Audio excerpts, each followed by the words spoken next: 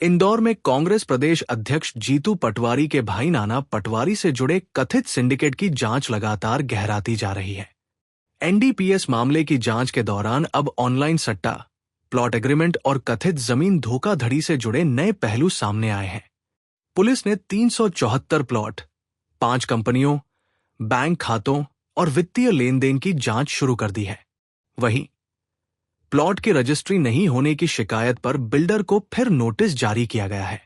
राजेंद्र नगर थाना पुलिस द्वारा 9 जुलाई को दर्ज एनडीपीएस मामले में अब तक 5 आरोपियों की गिरफ्तारी हो चुकी है, जबकि एक आरोपी अब भी फरार है। पूछताछ और मोबाइल की फॉरेंसिक जांच में ऑनलाइन सट्टा नेटवर्क से जुड़े कई नाम सामने आने के बाद पुलिस ने संगठित अपराध के तहत अलग प्रकरण दर्ज किया है। दूसरी ओर वर्ष 2022 में प्लॉट एग्रीमेंट के बावजूद रजिस्ट्री नहीं होने की शिकायत पर बिल्डर सुमित मंत्री और उनके परिवार से जुड़े दस्तावेज तलब किए गए हैं। पुलिस 374 प्लॉट, 5 कंपनियों, बैंक खातों और वित्तीय लेन देन की गहन जांच कर रही है। अधिकारियों का कहना है कि यदि जांच में संगठित धोखाधड़ी या अन्य आपराधिक साक्ष्य मिलते हैं तो नई एफआईआर दर्ज कर सख्त कार्रवाई की जाएगी।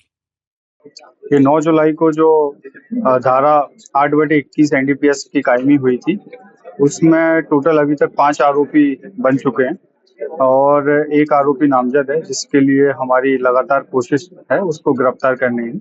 इसमें 5 आरोपी जो है, एक इरफान खान, दूसरा संजय कौशल, तीसरा अयान, चौथा फैजल और 5वां इरफान खान उर्फ गुरु बैंड। ये पांचों को गिरफ्तार कर लिया गया है और माननीय न्यायालय द्वारा इसमें 2 दिन की पीआर और दी है इनसे पूछताछ करने के लिए। इसी कड़ी में हम लोगों ने जब पूछताछ की तो ऑर्गेनाइज संगठित तरीके से सट्टा खेलने वाली सूचना भी हम लोगों को मिली, जिसमें संजय कौशल का फॉरेंसिक के द्वारा हम लोगों ने मोबाइल चेक कराया गया, जिसमें करीब 8 से 10 लोगों के नाम आए हैं जो संगठित तरीके से ऑनलाइन सट्टा खेलते हैं, जिसमें 16 जुलाई को एक ऑनलाइन सट्टे की भी संगठित अपराध धारा के अंतर्गत हम लोगों ने कायमी की है, जिसमें अभी 4 आरोपी हैं। एक मनीष जादौन, दूसरा दिनेश, तीसरा प्रीतेश त्रिपाठी, चौथा संजय कौशल।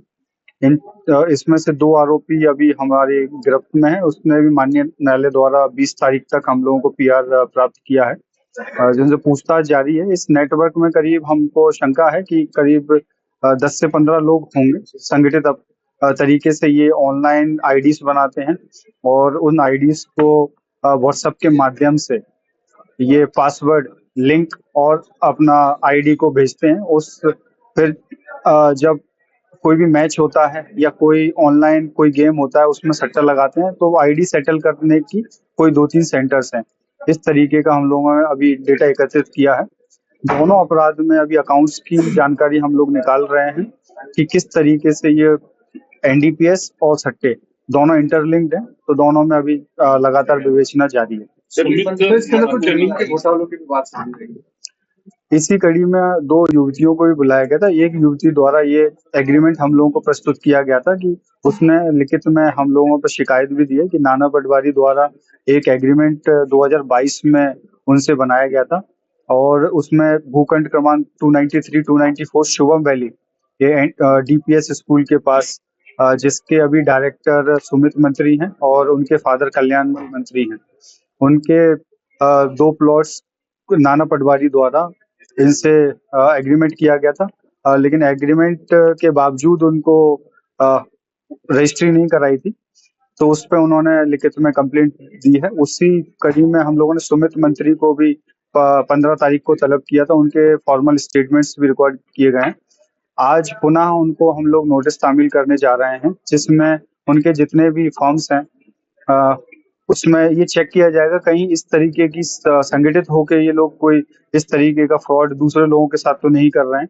शुभम वैली में 374 प्लॉट्स हैं, उन सभी का किसको बेचा है, कब टीएनसी हुई है और किस तरीके से उनकी कैश हैंडलिंग हुई है या रजिस्टर हैंडलिंग हुई है, और बाकी सारे 5 फर्म्स जिनके रजिस्टर्ड हैं उनके डायरेक्टर्स कौन हैं और इनके 5 फर्म्स के अकाउंट्स की डिटेल, इस तरीके की जानकारी के साथ हम लोग आज एक नोटिस बना रहे हैं।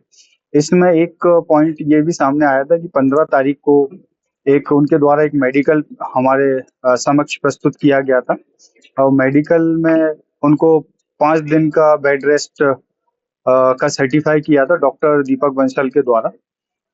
दीपक बंसल डॉक्टर साहब से हम लोगों ने एक नोटिस तामील कराया था। उससे उनका पुनः परीक्षण के लिए हम लोगों ने पूछा था कि ये स्टेटमेंट देने लायक हैं कि नहीं, तो उन्होंने लिखित में हम लोगों को दिया है कि ये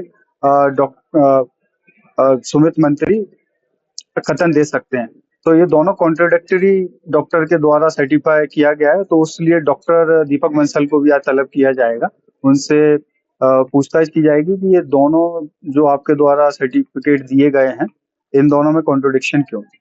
सर सुमित मंत्री जो है इसमें इन्वॉल्वमेंट आया है 302 का मामला में। मानव गंगवानी पे आपराधिक कोड 302 का रहा है पहले। उसी माध्यम से ये नाना पटवारी को जानते हैं।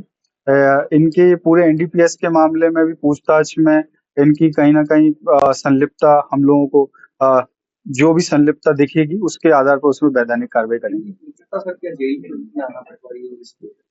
पूछताछ में ये फैक्ट्स सामने आया कि नाना पटवारी का भतीजा है कुणाल पटवारी, ये दोनों जेल में थे, उसके माध्यम से इनकी जान पहचान।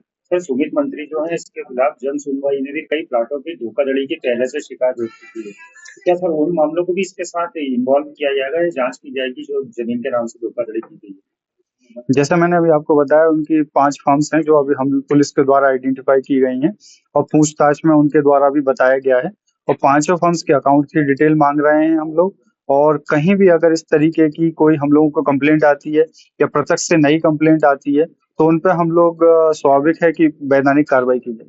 सर 10 साल की डिटेल ले रहे हैं इसमें, तो क्या नाना पटवारी और इनकी पहले से आपस में कोई लिंक है सर इसमें, ये पूरी प्रॉपर्टी का डिटेल हो? जैसा मैंने बताया कि पूरा डिटेल्स ले रहे हैं, अभी हमें दस्तावेज आए नहीं है, दस्तावेजों का अवलोकन करेंगे। अगर कोई भी इस तरीके का फ्रॉड सामने आएगा तो स्वाभाविक है उसमें वैधानिक कार्रवाई करेंगे। नाना पटवारी का धोखाधड़ी का मामला दर्ज हो सकता है क्योंकि प्लॉट की जो एक महिला का भी प्लॉट था उसका प्लॉट नहीं दिया है, अभी वो 2 प्लॉट के मामले आए सामने से। देखिए, पहले हम लोगों ने एनडीपीएस की कार्रवाई की, दूसरा संगठित सट्टे की कार्रवाई की है। अगर ये सिद्ध होता है जांच में कि ये फ्रॉड हुआ है तो 100% इसमें वैधानिक कार्रवाई करते हुए हम लोग एफआईआर दर्ज करेंगे।